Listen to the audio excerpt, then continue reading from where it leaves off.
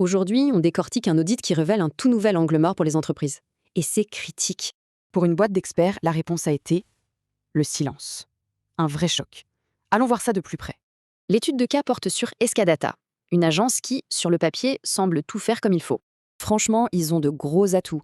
Certifiés, un marché bien défini et une expertise très recherchée.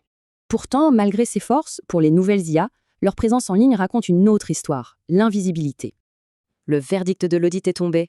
Leur score de visibilité IA est d'à peine 10 sur 100.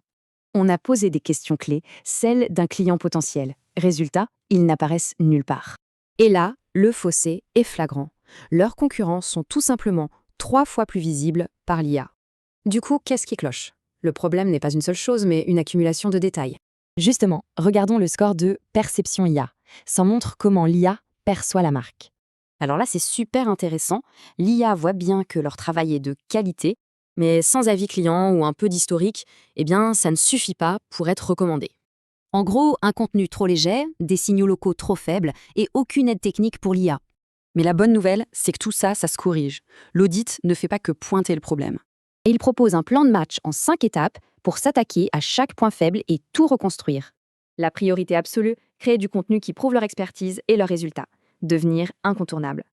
Ok, mais concrètement, être invisible, ça coûte combien? C'est là que les chiffres font vraiment mal.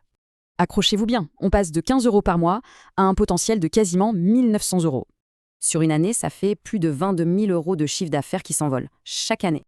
Ce cas n'est pas isolé. La visibilité IA, ce n'est plus un truc pour le futur, c'est maintenant. Et ça nous laisse avec la question qui compte. Si une IA ne trouve pas une entreprise, existe-t-elle encore vraiment?